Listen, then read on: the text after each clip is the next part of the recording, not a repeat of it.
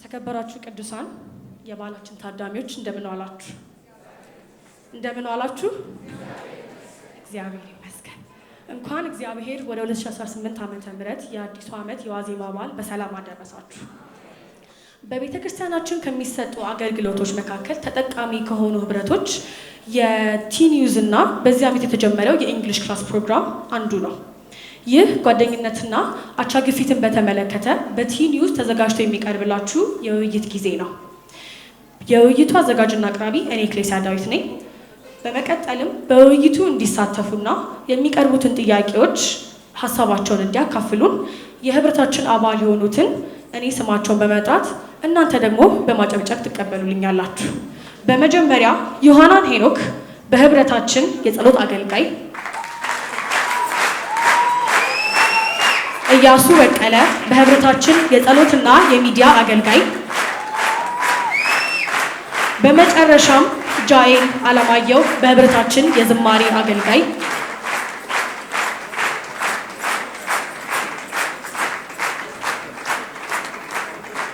ቴንክ ዩ። አዲሱ ዓመት የአዲስ ነገሮች ጅማሬ እንዲሁም የወደፊቱን የምናይበት ነው። ስለዚህ ከፊታችን ያለውን ዓመት ከማን ጋር እንደምንጓዝ ለኛ ለታዳጊዎች ደግሞ ጓደኝነት በጣም አስፈላጊ ጉዳይ ነው። በጓደኝነት ህይወት ውስጥ ተጽዕኖ ከሚያደርጉ ነገሮች መካከል አቻ ግፊት አንደኛውና ዋነኛው ነገር ነው።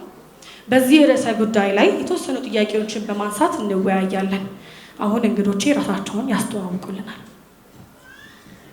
ዮሐናን ሄኖክ እባላለሁ። 16 ዓመቴ ነው። 11ኛ ክፍል ተማሪ ነኝ።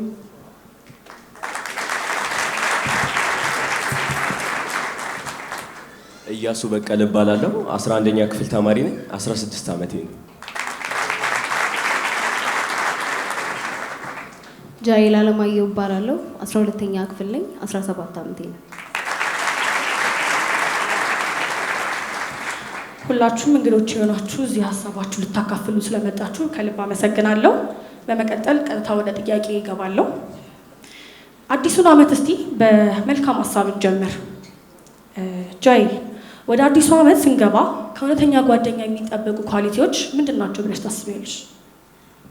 እሺ፣ አመሰግናለሁ። ከእውነተኛ ጓደኛ የሚጠበቁ ኳሊቲዎች ብዬ የማስበው በመጀመሪያ ያው ሁላችንም የምንፈልገው ነገር ሚስጥር ጠባቂነት ነው።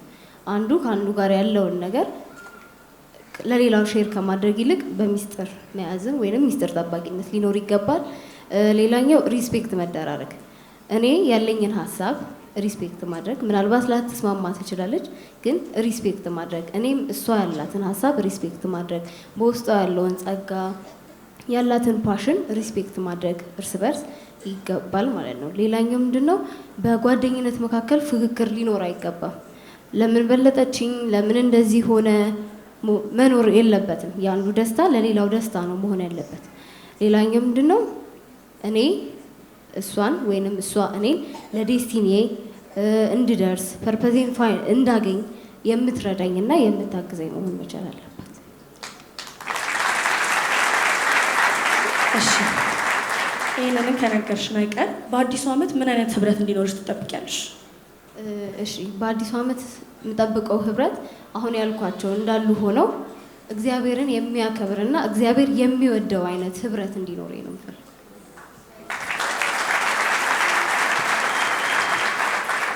አመሰግናለሁ ጃኤል። አሁን ካነሳሽው ሀሳብ በመነሳት በእውነትም የእውነተኛ ጓደኛ ኳሊቲ ማወቅ የአቻ ግፊትም ብሎም ጓደኛ መረጣችን ላይ ወሳኝና ዋነኛ መሆኑን እንረዳለን ማለት ነው። ጆሽዬ፣ ወደ አንተ ልምጣና ይህ ጊዜ የኋላውን የምናስብበት ስለ ወደፊቱ ደግሞ ትምህርት የምንወስድበት ጊዜ ነው። በዚህ ዓመት ማድረግ የማትፈልገውን ነገር በጓደኛ ግፊት ያጋጠመ ደግሞ በእግዚአብሔር ምሕረት ያለፍከው ነገር አለ? በጓደኛ በዚህ ዓመት ጥቂት የማይባሉ ነገሮችን ተገፍቼ አሳልፌ አውቃለሁ። ከነሱ ውስጥም አንደኛ ከአስተማሪ ጋር መነጋገር የሚወዱ ወይም ሙደኛ ተማሪዎች ናቸው። በክላስ ውስጥ የሚማር ተማሪ ኖሮ አያውቅም። ትምህርት ቤቱ በሙሉ በጥል የተሞላ ነው፣ ስድብ ያለበት ነው እና እኔም ሳልፈልግ በዛ ኢንቫይሮንመንት ውስጥ ተገድጄ እዛ ነገር እንድካተት ሊያደርጉ ይሞክረውም ነበረ። የተወሰነ ግፊቶችም ነበሩብኝ። እሺ፣ አሁን ያጋራህንን ነገሮች እንዴት ልታሳልፋቸው ቻልክ? እነዚህ ነገሮች እግዚአብሔር ረድቶኝ በሁለት ነገሮች ላሳልፋቸው ችያለሁ። የመጀመሪያው በመንፈስ ቅዱስ እርዳታ ነው። ሙሉ ጊዜን ከመንፈስ ቅዱስ ጋር ነበር የማሳልፈው። ይሄ ማለትም ትምህርት ቤት ሲሄድ መጽሐፍ ቅዱስ ነው ማነበው፣ ትምህርት ቤት ነው መማረው። ከዛ መጽሐፍትን አንብቤ በቃ ወደ ቤት ነው የምመለሰው። ከሌሎች ጓደኞች ጋር ንግግርን አላረግም፣ ወይም ከጠቃሚ ከሆኑ ንግግሮች በቀር ሌላ ጨዋታዎችን ምናምን አላረግም ነበረ። ከራሴና ከመንፈስ ቅዱስ ጋር ነበር የማሳልፈው። ሁለተኛው ከዛ ኢንቫይሮንመንት ወጥቻለሁ። ይሄ ማለት እዛ አካባቢ ከዛ አካባቢ አየር ወጥቼ የራሴን እግዚአብሔር ያሰበልኝን ዓላማ ወደሚያስቀጥል አካባቢ ስገባ ያንን አሳልፌ በእግዚአብሔር ፐርፐስ እንዲሄድ አድርጎኛል።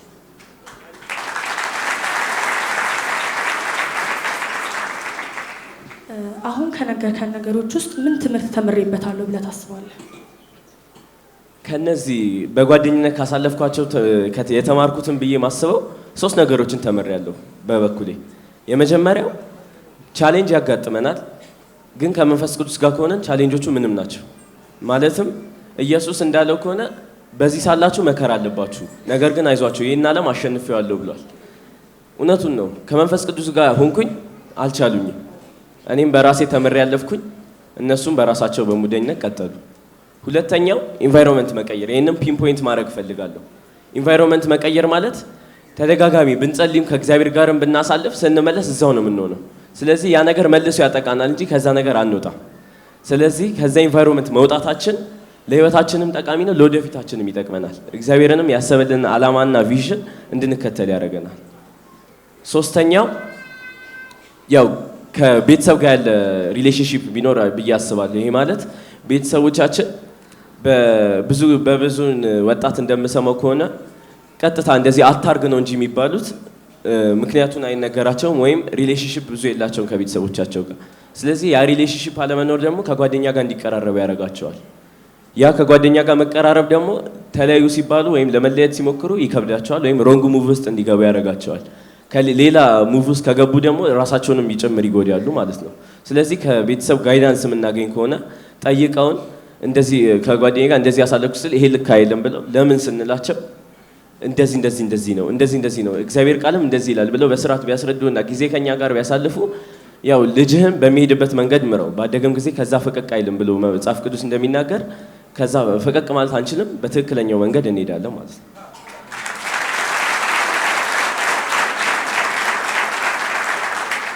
ቴንኪው ጆሹዋ፣ ያልከው ነገር በጣም አስገራሚ ነው። ያው ከዛም ነገር ያወጣህ እግዚአብሔር ስሙ የተባረከ ይሁን።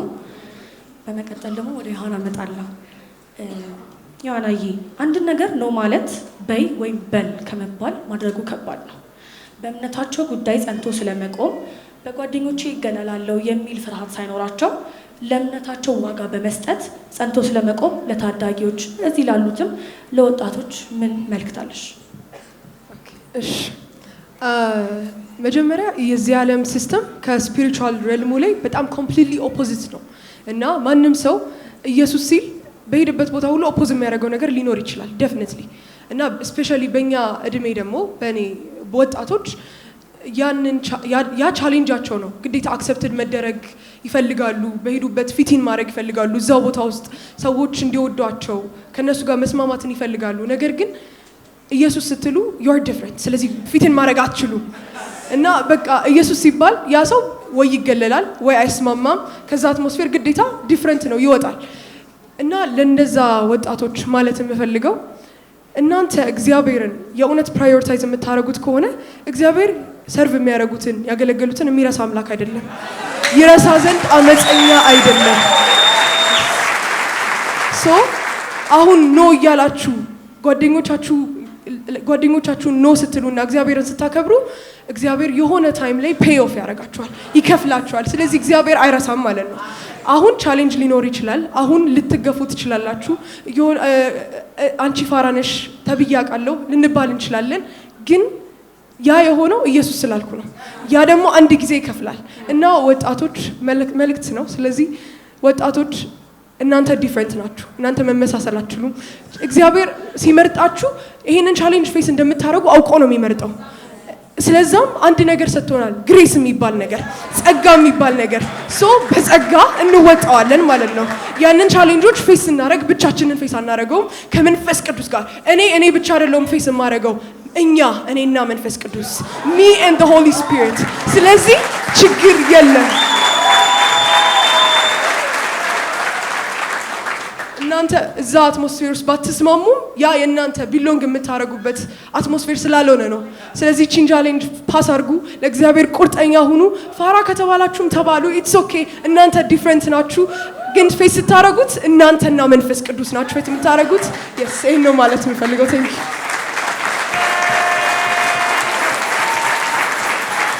ዩ ዮሐና በጣም ያስገረሙ ፖይንቶችን አንስተሻል ካነሳሻቸው ፖይንቶች ግን ማንሳት የምፈልገው እኛ ያልሽው which means እኛና መንፈስ ቅዱስ ማለት ነውና ያው ስታሳልፉ በዚህ ምድር ላይ ፋራ ትባላላችሁ ትገለላላችሁ ግን ይሁን ለጽድቁ ነው እና ደግሞ ሌላ ደግሞ ያለችው ነገር ግሬስ የሚባል ነገር ተሰጥቷችሁ ከተራ ሰው ጋር እናንተ መቀላቀላችሁ ነው ምክንያቱም ግሬስ የሚባል ነገር ስላለ ማለት ነው ስለዚህ እሱ ነገር አንስተሻል በጣም ይገርማል ቴንክ ዩ ጃይልዬ ወደ አንቺ ልምጣ የአቻ ግፊት ሁሌም ኔጌቲቭ አይደለም እኛ እንደ ክርስቲያን ልጆች በበጎ ስነ ምግባር በእምነታችን በቤተ ክርስቲያን ባሉን አገልግሎቶች በዚህ አዲስ ዓመት እንዴት እርስ በርሳችን መደጋገፍ እንችላለን ብለሽ ታስቢያለሽ እሺ በድጋሚ አመሰግናለሁ ፒር ፕሬሸር ወይንም የአቻ ግፊት ሁሌም ኔጌቲቭ አይደለም አዎ አይደለም በእርግጥ ብዙ ሰዎች ባጠገባችን ያሉ ሰዎች ወይንም ደግሞ ታላላቆቻችን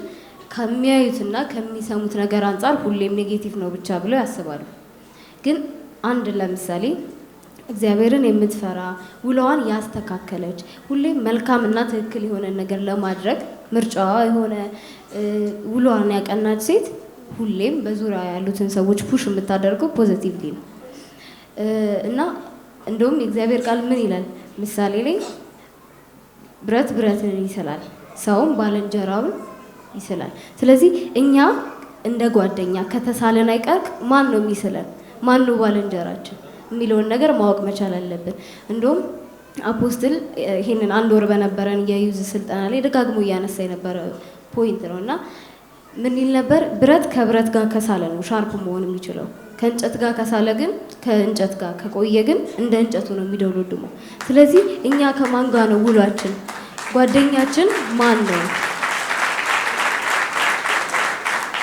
ጓደኛዬ ብለን ያዝነው ሰው በውስጣችን ያለውን የእግዚአብሔርን ጸጋ የሚያጠፋብን ሰው ከሆነ ያ እንጨቱ ነው ማለት ነው ስለዚህ መለየትና መራቅ መቻል አለብን ሌላው ደግሞ ማወቅ ያለብን ነገር አንድን ሰው ፖዚቲቭሊ ወይንም ኔጌቲቭሊ ፑሽ ለማድረግ ሆነን መገኘት መቻል አለብን ለምሳሌ እኔ ጓደኛዬን ፖዚቲቭ በሆነ ወይ ከሆነ ሊድ ያረኳት ያሉት እኔ ያለሁት ፖዚቲቭ ወይ ነው ማለት ነው ሮንግ ከሆነም ደግሞ እኔ ያለሁት ሮንግ ላይ ነው ስለዚህ አንድን ሰው ፑሽ ለማድረግ ከቃላችን በላይ ድርጊታችን ተጽኗል ስለዚህ የምናደርገው ድርጊታችን ምንድነው ጓደኛችንን ወይንም ደግሞ በዙሪያችን ያሉትን ሰዎች ፑሽ ለማድረግ የምንፈልግ ከሆነ ምን አይነት ዌይ ላይ ነው ያለውት ብለን ራሳችንን ማየት ያስፈልገናል እና እርስ በርስ እንዴት መረዳዳት አለብን ላልሹ ደግሞ እኔ ጓደኛዬን ፑሽ ማድረግ በምፈልገው ልክ እኔ መሄድ መቻል አለብኝ ለምሳሌ ጓደኛዬ ደግ እንድትሆን መልካም እንድትሆን ከሆነ የምፈልገው እኔ ደግና መልካም ሆኜ መገኘት መቻል አለብኝ ታማኝነትም እንደዛ እኔ መታመን ስችል ያኔ መታመን ትችላለች ጓደኛዬ ሌላው ብዙ ጊዜ እኛ እንደ ጓደኛ ፑሽ የምናደርገው ጓደኞቻችን ቸርች እንዲመጡ እንዲያገለግሉ እንዲሄዱ እና ሂዱ ቸርች እንደዚህ አድርጉ ከምንላቸው ይልቅ ማድረግ ያለበት መጀመሪያ የተማርነውን ነገር ሼር ብናደርጋቸው ከተማርነው ደግሞ የጠቀመንን ከጠቀመን ደግሞ የወሰነውን ውሳኔ ሼር ስናደርጋቸው ያኔ ቸርች የሚሄዱት ለእምነት ሳይሆን ሊጠቀሙ ጌታን ሊያገኙት እንደሆነ ግልጽ ይሆንላቸዋል ስለዚህ ከሂዱ ቸርች ሂዱ ከማለት እንሂድ አገልግሉ ከማለት እናገልግል ማለት ሞር ተጽዕኖ ይኖረዋል ማለት ነው አመሰግናለሁ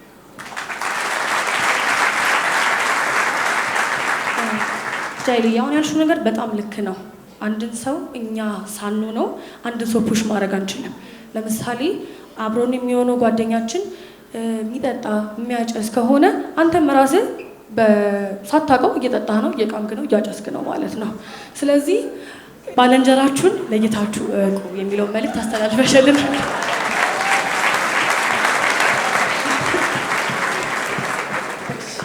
መለስ በልና ደግሞ ደግሜ ጥያቄ ለዮሐና ላቀርብላት ከክርስቶስ ጋር ያለን ህብረት በጓደኛ አመራረጣችን ላይ እንዲሁም ከጓደኞቻችን ጋር ባለን ግንኙነት ምን አይነት ተጽዕኖ አለው ብለሽ ታስቢያለሽ?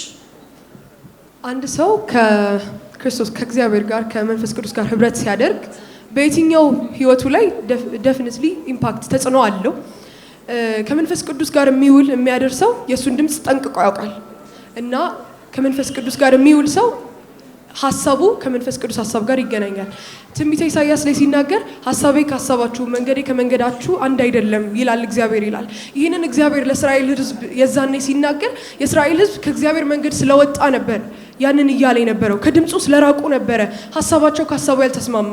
ግን ከእግዚአብሔር ሀሳብ ከመንፈስ ቅዱስ ጋር ህብረት ስናደርግ ከሱ ሀሳባችን ከሱ ሀሳብ ጋር ይገናኛል፣ ይስማማል። መንገዳችን ከሱ መንገድ ጋር ይገናኛል፣ ይስማማል። ይሄ የፌሎሺፕ አንዱ ሪዛልት ነው። መንፈስ ቅዱስ ደግሞ የዮሐንስ ወንጌል ላይ ሲናገር ያ የእውነት መንፈስ በመጣ ጊዜ ወደ እውነት ሁሉ ይመራቸዋል ነው የሚለው። ሆሊ ስፒሪት ወደ እውነት ሁሉ የሚመራ መንፈስ ነው። ህብረት ሳደርግ ከሱ ጋር ድምፁን እሰማለሁ፣ ወደ እውነት ሁሉ ይመራኛል። ስለዚህ አንድ ጓደኛ መጥቶ እንደዚህ እናርግ ሲለኝ ኖ እላለሁ፣ ቢካዝ ትክክለኛውን መንገድ አውቃለሁ ማለት ነው። ለምንድን? መንፈስ ቅዱስ የሚባል የእውነት መንፈስ በውስጤ ስላለ ድምፁን ጠንቅቄ ስለማቅ። ህብረት የሚያደርግ ሰው ዴፊኒትሊ ማን ወደ ፐርፐዙ ፑሽ የሚያደርገው ሰው ማን እንደሆነ ወይም አክሰለሬት የሚያደርገው ሰው ማን እንደሆነ ትክክለኛ ጓደኛ ማን እንደሆነ ገና ሲመጣ እንደዚህ ገና ንግግር ሲጀምር ያውቃል። ለምን? የእውነት መንፈስ እዚህ ጋር ስላለ እሷ አትሆንሽም፣ እሷ ትሆንሻለች፣ እሷ ሊታረግሻለች፣ እሷ ሊዳታረግሽም እያለ ይነግረኛል። ለምን? መንፈስ ቅዱስ ከኔ ጋር ስላለ። ህብረት በጣም ኢምፖርታንት ነገር ነው። yes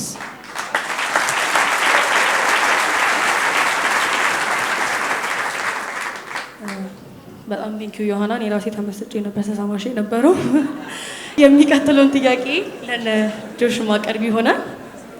በዚህ ጉባኤ ላይ ተሳታፊ ለሆኑ ወላጆች፣ አስተማሪዎች፣ መሪዎች የታዳጊዎችን የጓደኝነትና የአቻ ግፊት ጉዳይ በምን አይነት መልኩ መረዳት ያለባቸው ይመስላችኋል? ጆሽዬ ካንተን ጀምር።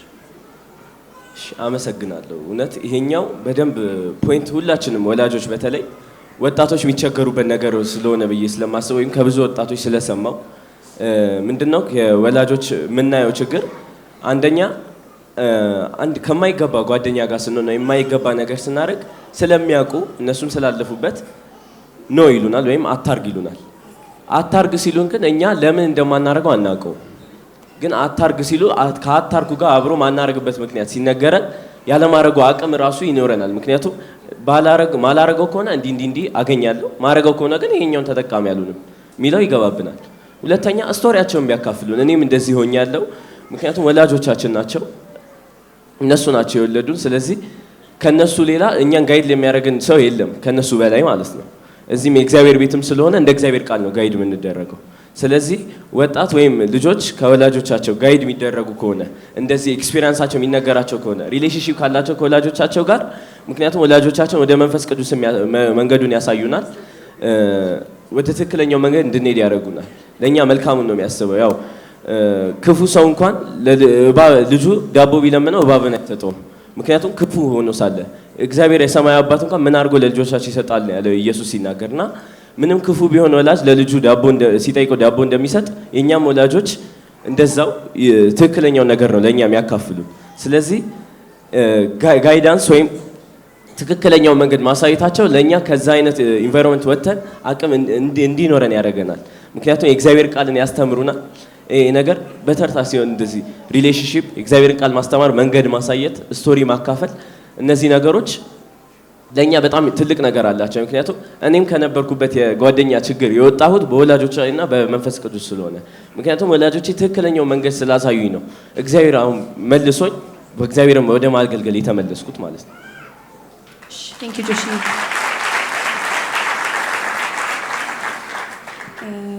ጃይል የምትጨምሪው ነገር አለ በዚህ ውስጥ? እሺ መጨመር የምፈልገው ሀሳብ ምንድን ነው?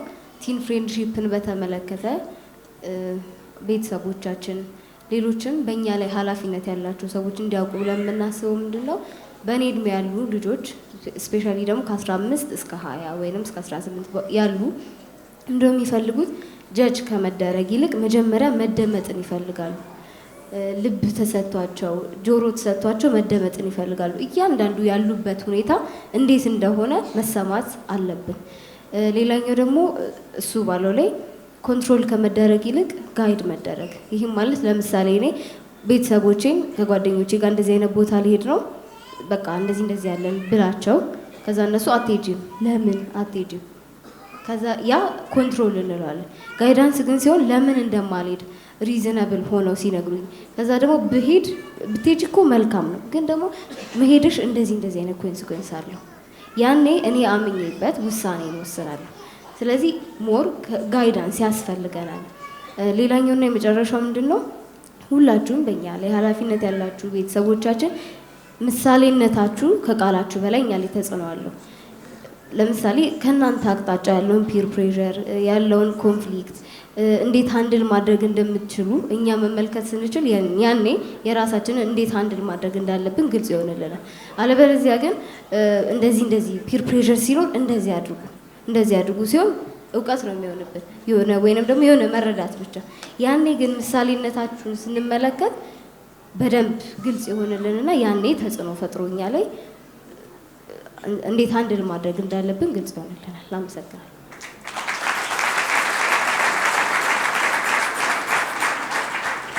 ቴንኪዩ ጃይል፣ ሁለታችሁም ጥሩ መልእክት ነው ለወላጆች ያስተላለፋችሁት። የመጨረሻውን ጥያቄ ለዮሐና አቀርባለሁ። በሚመጣው ዓመት የተሻለና ክርስቶስን የሚመስል ጓደኛ ለመሆን ምን ለማድረግ አስበሻል? በሚመጣው ዓመት ክርስቶስን የሚመስል ጓደኛ ለመሆን ዋው ክርስቶስን የሚመስል ጓደኛ መልካም ነገር ነው ለጓደኛው የሚያስበው እና መልካም ነገር ነው ለጓደኛው የሚሰጠው። አንድ ሰው ምን አለኝ፣ ጓደኛሽን በጣም የምትወጃት ከሆነ ስለ ኢየሱስ ንገሪያት አለኝ። እና በጣም ለምንወደው ሰው የምንሰጠው በጣም the best የሚባለውን ጊፍት ነው። እዚህ ምድር ላይ ደግሞ the best የሚባል ጊፍት ልሰጡት የምትችሉት መኪና፣ ቤት አይደለም፣ የዘላለም ህይወት ነው። እና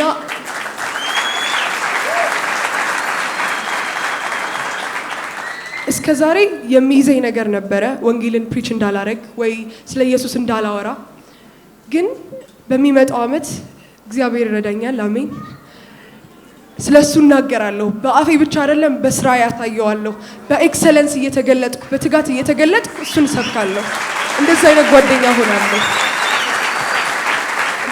እና ማለት የምፈልገው ጓደኛችሁን የምትወዱት ከሆነ ስለ ኢየሱስ ንገሩት።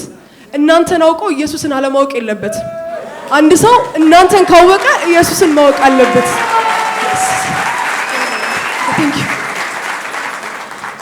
እንግዶቼ እዚህ ድረስ መጣችሁ ስለሰጣችሁን ሀሳብና ምክር አመሰግናለሁ። በመቀጠልም እዚህ በተን ውይይቱን እንድናደርግ መድረኩን ያመቻቸልንን እና ያበረታታንን አፖስትልን ውይይቱን በምክርና በማስተባበር ላዘጋጀችን አስተማሪያችን ሰሎሜ እንደ አጠቃላይም የችልድረን ሚኒስትሪ አስተማሪዎችን ስፔሻሊ ደግሞ የቲን ዩዝ አስተማሪዎችን አንድ በጭብጨባ ታመሰግኑልኛላችሁ።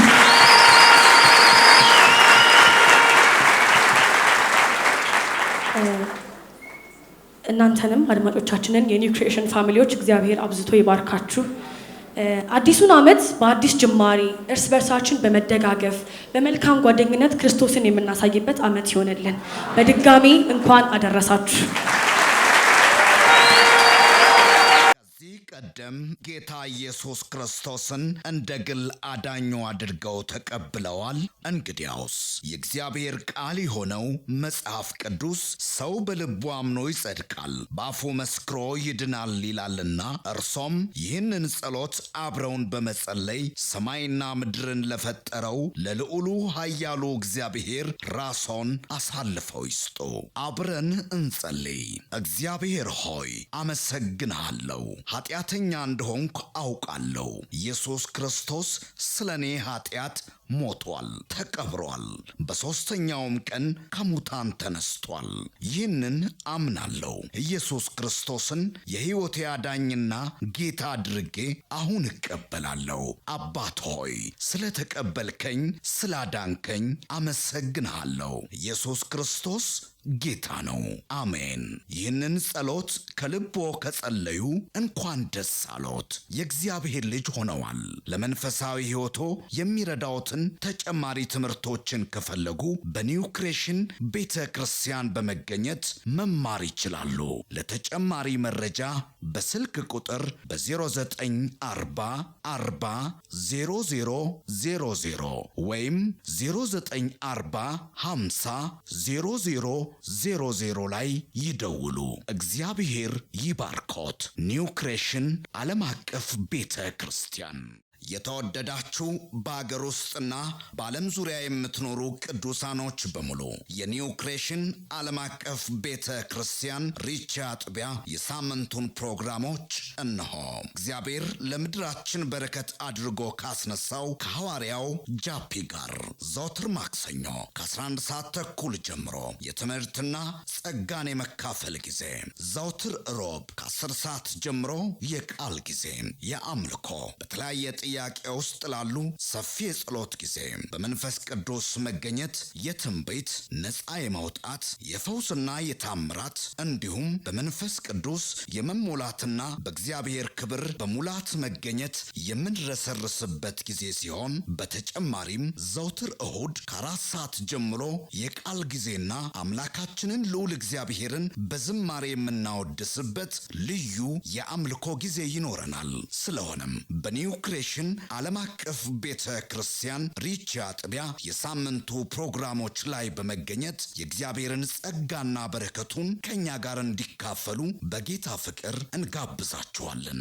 ኒው ክሬሽን ዓለም አቀፍ ቤተ ክርስቲያን